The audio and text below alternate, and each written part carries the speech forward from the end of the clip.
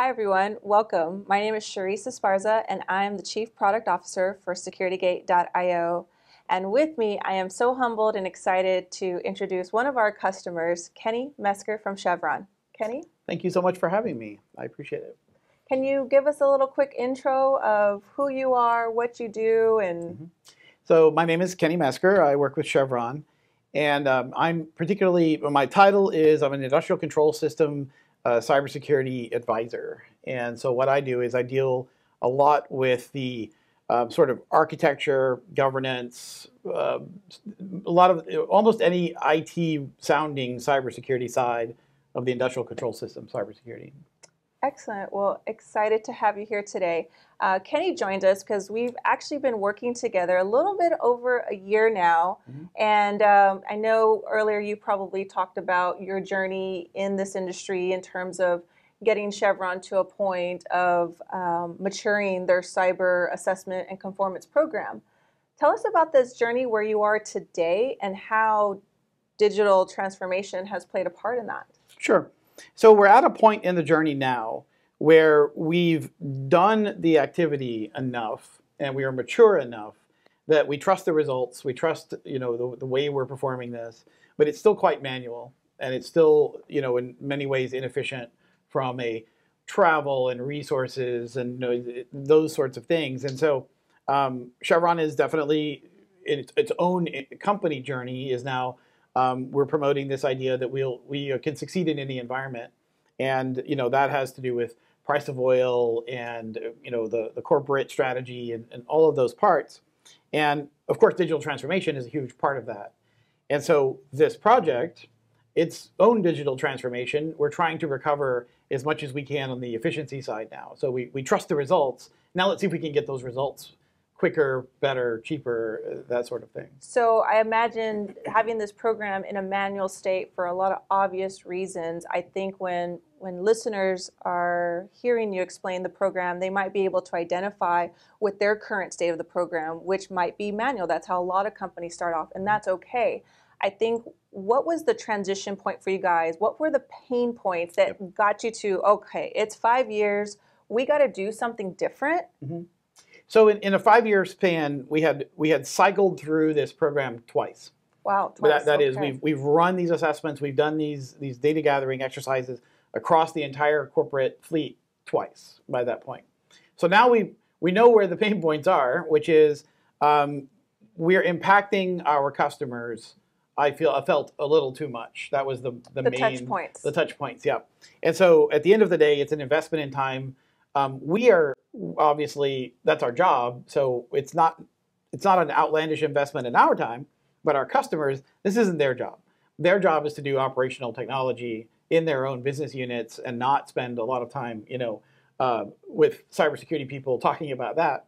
And so what we wanted to do, and we can talk about them, there's other aspects of this, but the first one was, can we present these assessments in an automated way that let them do them at their own time, in their own way, and not disrupt their day-to-day life nearly as much as we are today.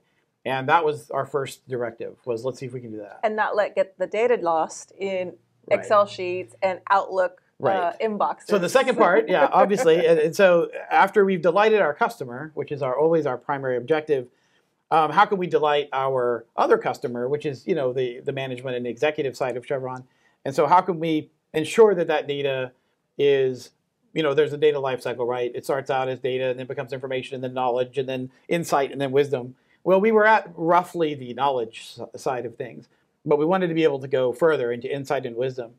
And that's what these automated solutions allow us to do, is if that data is in a standardized format, in a standardized repository, it can be sliced and diced and analyzed and learned from in so many different ways once it's digital, rather than sitting in flat files, sitting in Excel spreadsheets, and those sorts of things. So to our audience out there listening, if you can resonate with some of the things that Kenny is saying, I encourage you to not be so judgmental in the state that your company may be or the life cycle of your program, because this took Chevron 5 years. And I imagine you had a pretty substantial sized team, but not to mention you're also applying this program globally. So I'm sure those were also met with geographical restrictions and any kind of obstacles there. Can you talk about a little bit about the scale issue, Sure. doing it manually and now transitioning to an automated way? Sure. So it doesn't take much analysis to realize that when you're a global organization, I mean, you can pretty much put a price tag on an assessment of this sort, right? You've got X amount of travel, X amount of room and board and lodging, and all those things that normally go into logistics of something like that. And then you have certain countries that might be a little more of a challenge because of diplomatic relationships and paperwork and the normal things Different that can business complicate units. those sorts of things. And then you can have language barriers and those sorts of things. And so all of those are overcomable, but it's somewhat costly compared to a more automated solution.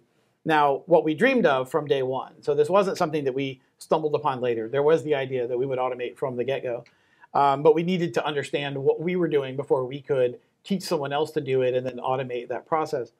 Let me pause you right there. What you just said, if you can repeat that. We needed to understand what we were doing really well before we moved to that next milestone. Right. I think a lot of companies rush to do a digital transformation program without really fully understanding the scope and the resources, and oftentimes we see those as pitfalls instead of, I like this quote that our CEO Ted always says, sometimes you have to slow down to speed up, even if it's painful. And I'm hearing that that's kind of a resonating tone, the 5-year journey, really understanding, going through 2 cycles before moving on to a faster, better, scalable way.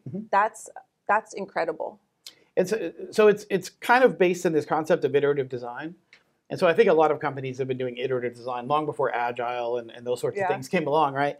That's formalized it, but I'm a big proponent of that. That's been my particular methodology for developing things since I was young.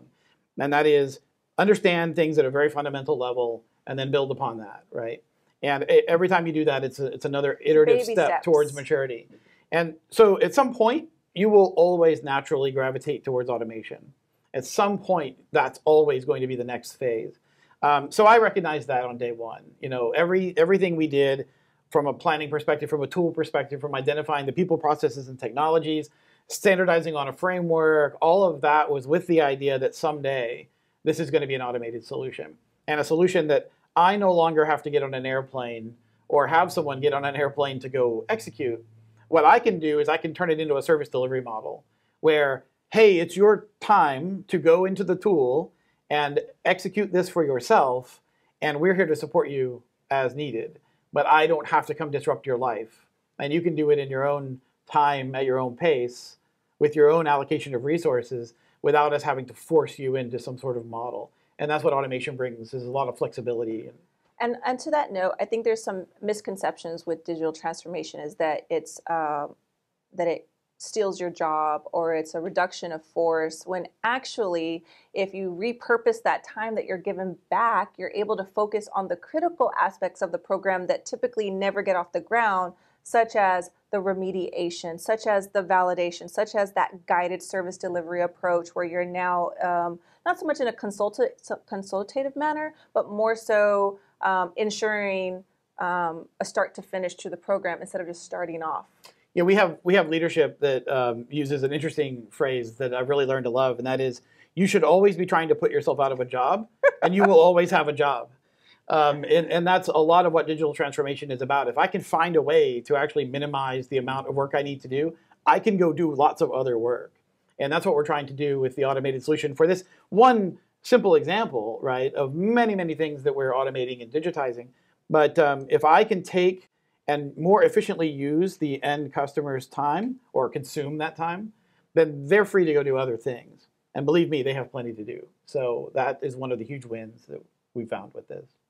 Excellent. Well, I couldn't help but ask this question because I feel like the pandemic has really touched and affected everyone's lives, regardless it was personal or within the workplace, projects that you may have had going, but specific to cybersecurity. Some of the things that I've heard is that there had been an increased attacks, whether that's externally, increased scanning, when people are away, nefarious actors kind of have a field day. What's your perspective on the pandemic? Any lessons learned? How has your digital transformation helped in this scenario? Mm-hmm. So a certain amount of the initial digital transformation that all companies are going through right now weirdly dovetailed into being more prepared for the pandemic and the quarantine and working from home.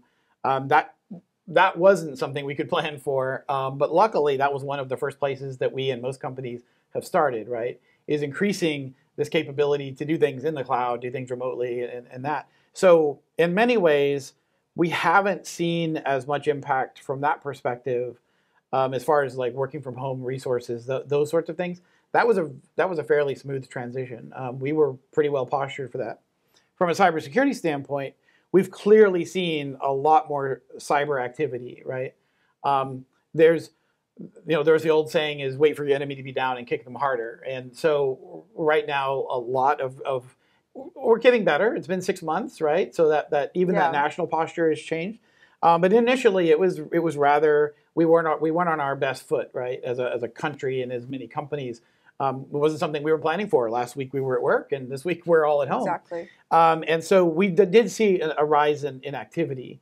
That being said, so far I haven't seen anything that hasn't been pretty well handled within the industry in general. There have been no big aha moments. Yeah. Like I said, we do see the activity, but we see it, and when you see something, you can respond to it. Yeah. Excellent. Well, I think from our side and our perspective with clients and customers that we're engaging with, we've seen a big rush to kind of bring an automated solution more in-house quicker than later due to the remote capabilities, as well as now that some organizations have increased cyber attacks, they want to know where are their gaps. And so we're starting to see a lot of companies enter in what we call a baseline phase, where they're just starting to do their initial assessments, which in their mind is probably a very rudimentary step, but a very needed step to ensure that the tools that are currently in place are sufficient, and or if there's anything missing or lacking, that they identify those and start planning. You guys are definitely ahead of that power curve. I mean, you've been at this for over 5 years, and what a feat. I mean, so interestingly enough, everything I was talking about just a minute ago was more about the threat response sort of side of the house, which we've had quite mature for a while now. But to your point, it's very nice now that once quarantine started, we actually had no real impact on our assessment projects or program, because we were transitioning into the automated solution which you're providing, right? And so when this happened, thankfully, we were already on that train. And so we had a number of pilot projects that it didn't stop at all. It was just as easy to do them without any travel or physical presence. And that would have been impossible before. Yes. Yeah. Well, Katie, thank you so much for your time today. Sure. We really enjoyed it, and hope you out there listening enjoyed it as well.